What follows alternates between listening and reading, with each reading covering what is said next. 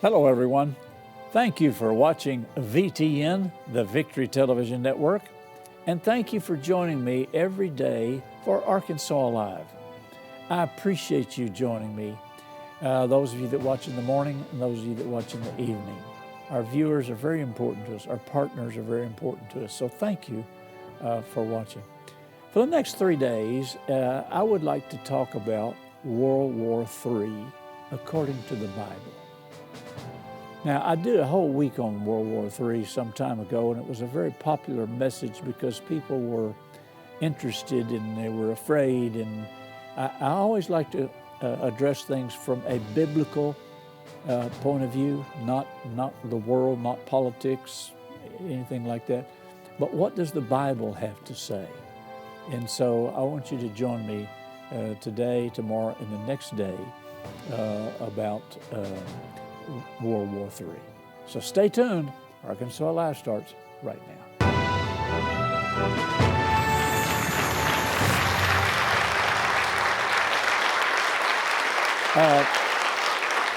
In the Bible, there is no statement World War III. There's no reference to World War III. There's references to many wars. And Jesus said in Matthew 24, he said, there are going to be wars and rumors of wars. See that you be not troubled. And this is my whole purpose for ministering to you, our TV audience, Arkansas Alive audience, our how would I say, our faithful viewers, followers, whatever. I don't want you afraid. I don't want you worried. I don't want you deceived. You cannot base your life, your activities, your family, business, whatever, on the secular media. They have one goal in mind, and that's to make money. And that comes straight from the mouth of Ted Koppel and Barbara Walters in the days gone by. They're both out of broadcasting now, but that was their a signal to let people know that the news business is a business, and it's designed to make money, and that's all it's designed to do. So you cannot base your life on what the secular news tells you. What does the Bible say? Because that's how we should be living. And we hear a lot about World War III today. We hear a lot about nuclear war. Russia is always threatening nuclear war. And recently, and this is one of the reasons that I want to deal with this, President Trump and Vice President Vance, I want to say this respectfully, but verbally beat up Zelensky, president of Ukraine, the other day on live television. And I don't know that anybody would be surprised. You know, Trump is right in a lot of his decisions and his policies. It's just the way it is implemented and the way it is communicated. But there was no reason to beat up the poor guy. That you can find fault on both sides. It was shameful. They shouldn't have had those cameras in there anyway. They should be more respectful of authority. They were asking for respect, and they should give respect. I mean, that's just my opinion. But President Trump said something that stirred me to present this to you. He told Vladimir Zelensky, he told him that, and you had to listen because they were all talking at once and arguing back and forth. He told him that I wrote it down, he told him that he was gambling with World War III. Write that down, gambling with World War III. Now, you've heard me tell this before. I don't say it to be repetitious, but to fit it in this narrative. I served in the United States Navy from 1963 to 1969. I served on 2 warships at sea. Out of my 6 years, I served 2 years at sea. And I was on a destroyer the Robert L. Wilson DD-847, during some of the Guantanamo Bay of Pigs skirmishes incidents. We were sent to Guantanamo Bay, the 6th Fleet, which is the east coast of the United States. A destroyer is a gunfire support ship to the carrier Wasp group. Back in the 60s, we were there. And if you remember that, the bluff, the tension was based over whether the United States would be able to successfully broker a peace deal there between Khrushchev, Castro, and John F. Kennedy, President of the United States at that time, who was also a naval officer. And we were in our gun mounts, loaded, ready to fire. We were shelling the islands. The Marines were dug in. And military historians say that the Bay of Pigs was the closest that the United States ever came to nuclear warfare. They had nuclear missiles. They wanted to set them up in Cuba so they could reach the United States and other major cities. And John F. Kennedy, our commander-in-chief, bluffed them out. The same way that Ronald Reagan bluffed Gorbachev out, and I'm going to allude to this in a minute, with Star Wars. You may have seen coverage of that meeting in Iceland. And Ronald Reagan refused to compromise Star Wars. Gorbachev, this was the Cold War, if you remember. Gorbachev said, okay, we can reach an agreement if you will take Star Wars off the table, we will take nuclear weapons off the table. And Reagan refused. There was no bullying, there was no anything. Reagan just simply got up and walked out of the meeting. And he meant what he said, and he had an advantage. And just like in the Bay of Pigs, we had an advantage. We had half the 6th Fleet there. We were ready to literally blow Guantanamo Bay off the map. And but Khrushchev and Castro backed down. They withdrew and moved the missiles. Jesus said in Matthew 24, when he's talking to his disciples about the end of the age, which is where we are right now. It's where we're living. Jesus said, as it were in the days of Noah, so shall it be the days of the coming of the Son of Man. We are in that time span, that part of the end of the age, where wars and rumors of wars are going to be constant. Now, that's the first thing you need to know. When you heard President Trump say to Zelensky, you're gambling with World War II. This is not new. This is not something that's new. Now, everybody shudders when they hear that World War III. What's going to happen to me? What's going to happen to us? What's going to happen to our families? What's going to happen to our country, our nation, our world? And it's understandable.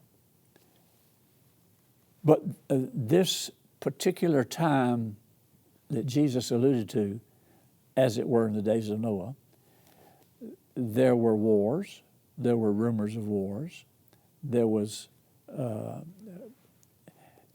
pandemics, there was sin, there was idolatry, there was idol worship, there was fornication, there was lesbianism, homosexualism, there was every sin imaginable known to man today. You may not see it in those words. You may not see the gender thing. You may not see the homosexual, but it was there, and you can see it if you read it, and understand. In fact, if you want to go see what was going on the earth during the building of the ark, when Noah was building the ark and he was getting ready to anticipate the flood, and the earth was going to be flooded and all living creatures would die. they've wonderfully done the ark. It's just like it was in the Bible, same dimensions, everything. And they show video of what's going on outside the ark as they were building the ark. It was total chaos. It was vulgar. It was sickening. It was demonic. That's the way it is now. That's what's going on now. So Jesus said, take heed that no man deceives you. You're going to hear wars, rumors of wars. We hear it every night on TV, every social media platform, all the news agencies, they play on these things. And I mean play on them. They're revenue producers. They're fear mongers. They keep you in suspense as to what's going on. So when President Trump is screaming and hollering at Vladimir Zelensky, he is saying, you're gambling World War III. So let's take a look at the Bible and find out when a resemblance of or a type of what is being called World War III. There is no such mention of, quote, World War III any more than there is World War II, World War I.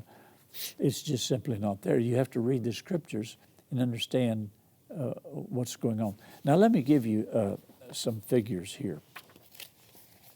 So you can, by comparison, and I'm reading from David Reagan's book, the Wars of the End Times. You know, David Reagan was founder of Lion and Lamb Ministries, and you see it every afternoon on VTN every Saturday afternoon on VTN. Tim Moore and Nathan Hale are now running that ministry.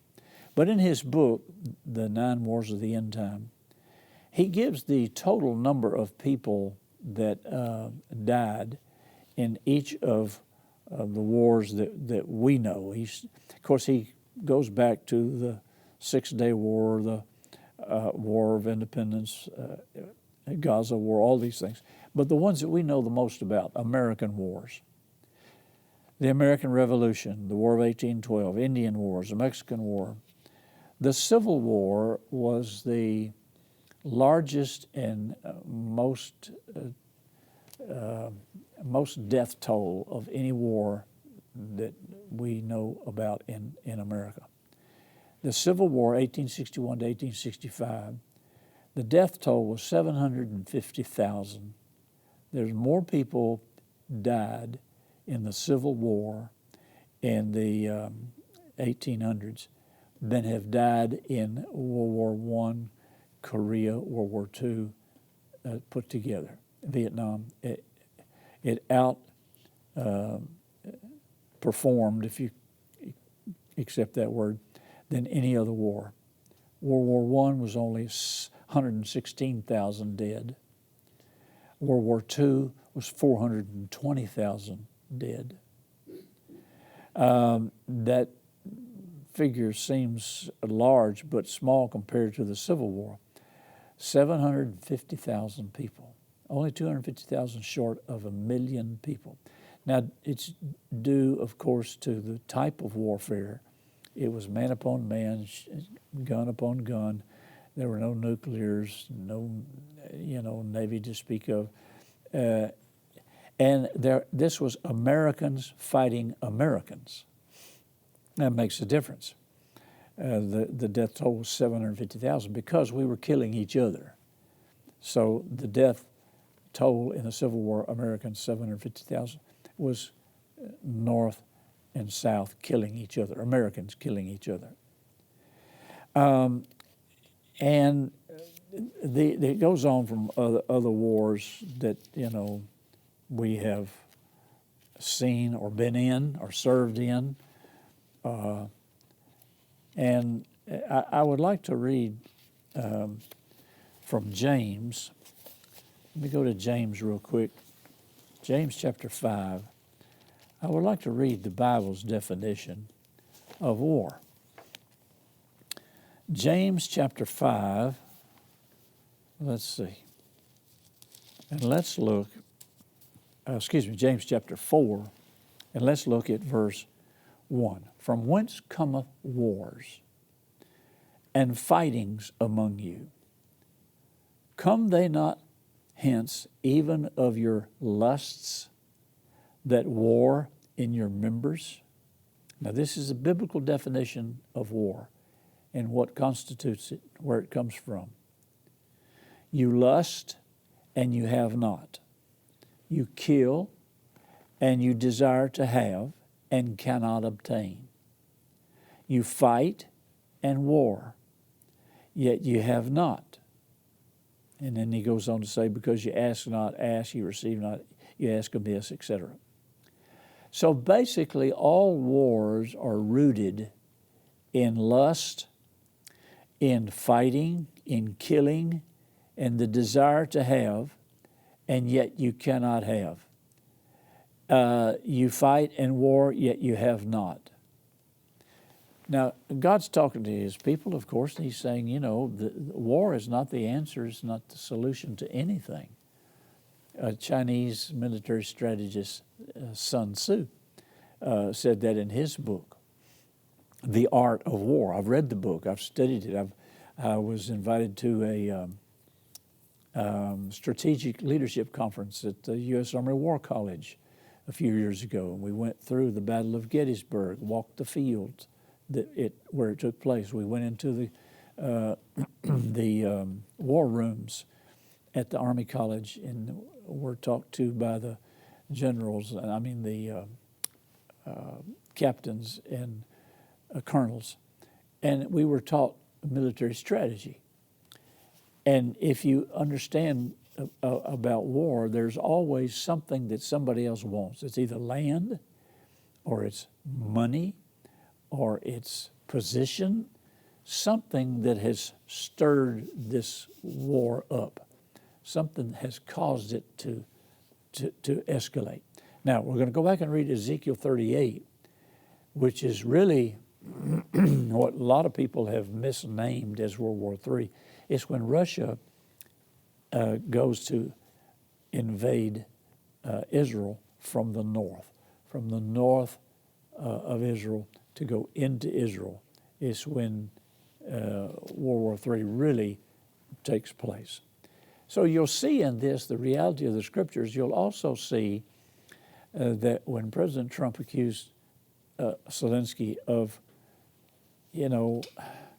gambling with World War III, I pray for my president like we all should, but he is not knowledgeable of Scripture.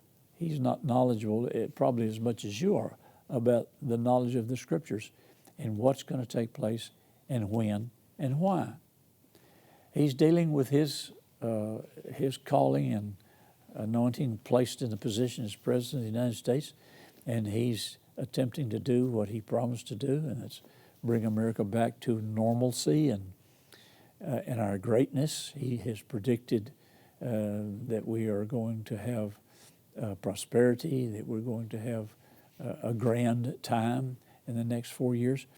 And he has the wherewithal to make it happen. His policies are right, the issues are right, but you must pray for him that he has the wisdom of God, because he's not reading his Bible every day like you do. He's not going to church like you do and going to the church you go to.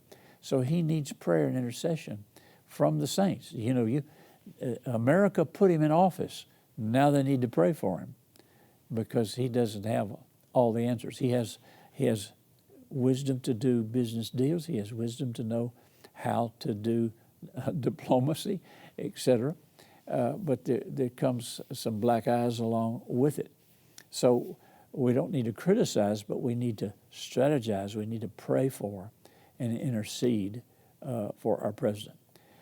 I don't know if he understands what is going on in Ezekiel 38 and 39 about Russia invading Israel from the north, but he may know more about it internationally and politically and strategically than we think. But we still have to pray for those in authority. In Timothy, it tells us to do that, so that they, first of all, will be saved, born again, know God, and secondly, that they will have the wisdom of God to know what to do in every situation. So where do wars come from?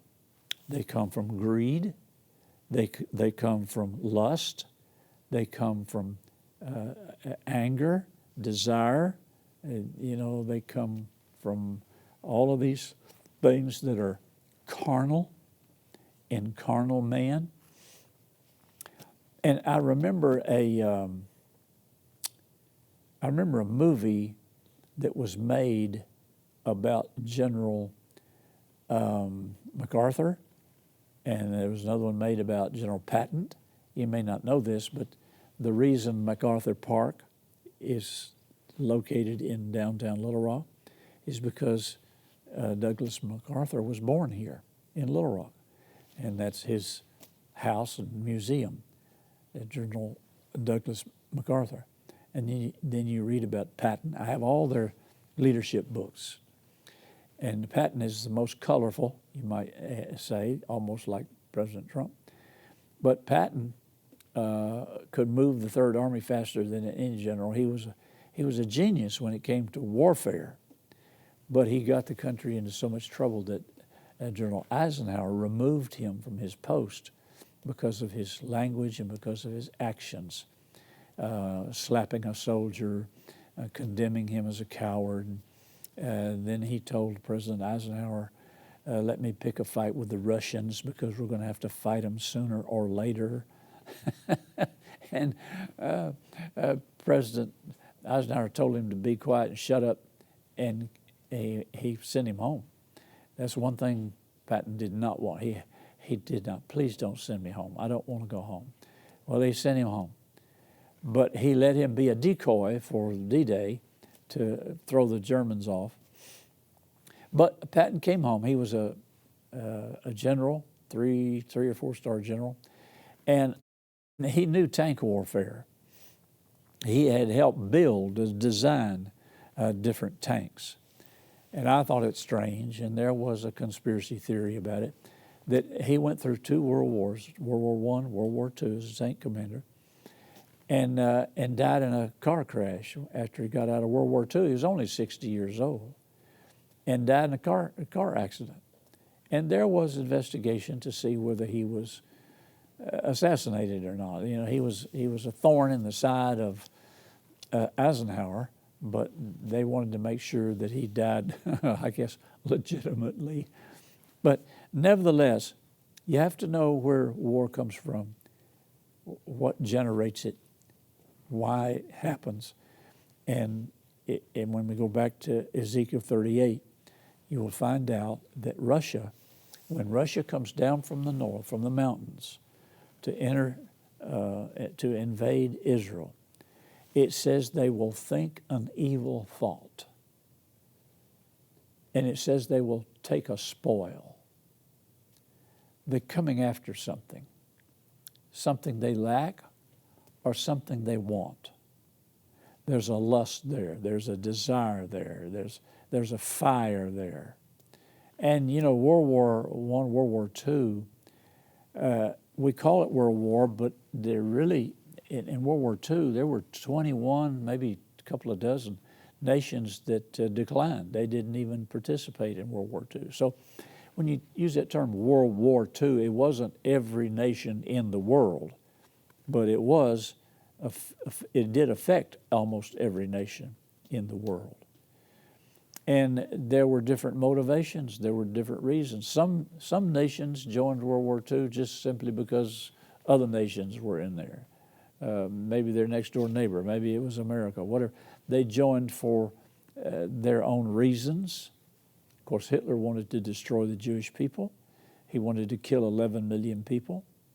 He didn't accomplish his goal, but he wanted to kill all the Jews because they were an inferior race, and he was going to start over with Germans. He was going to start over with a pure race. But his desire was lust, it was greed, it was control, He wanted to control the whole world. He had already had currency printed and stored for the end of the war, so he could issue this new currency and start controlling the world. There were a lot of side issues, but that's not what I'm wanting to get into. But I did want you to know the death toll that were in these wars. And the Civil War was the biggest death toll at 750,000. Now, let me go back and read you some other comments. Let me flip over here to some other areas that I had underlined that I wanted to talk about. And then we can go back to Gog and Magog. Here's another motivation for war. We read it out of James 4. Now here's out of Ezekiel 38:10. Russia is going to be lured by the thought of capturing spoil, the seas of plunder, such as silver and cattle and goods. The goods could include the mineral resources of the Dead Sea. There are cosmetic companies that would pay a fortune to be able to mine the Dead Sea and to get minerals out of there. And, you know, that's what caused the meeting between President Trump and Zelensky, is they wanted to sign an agreement for America to mine the minerals that the Ukraine has. So there's always some goal, there's always something that somebody wants out of war. There's always a motivation. Now, we just barely got into it today. Join me tomorrow and the next day, and we're going to find out more about World War III. And you won't have to be afraid, because it's probably not going to happen in your lifetime. Okay, we're about to run out of time here, so be sure and join me again tomorrow as we continue teaching on World War III. Remember, Jesus is Lord over Arkansas and where you're watching too. Send your questions, comments, and testimonies to Happy Caldwell at Post Office Box 26207, Little Rock, Arkansas 72221, or email happycaldwell@vtntv.com. Remember to follow VTN on Facebook at VTN Your Arkansas Christian Connection, and follow Happy Caldwell on X at Happy_Caldwell. VTN is on Roku. Search VTN in the channel store and add us to your lineup. Today's episode is available to watch on demand at VTNTV.com and click Watch. You can also watch VTN via live stream at VTNTV.com.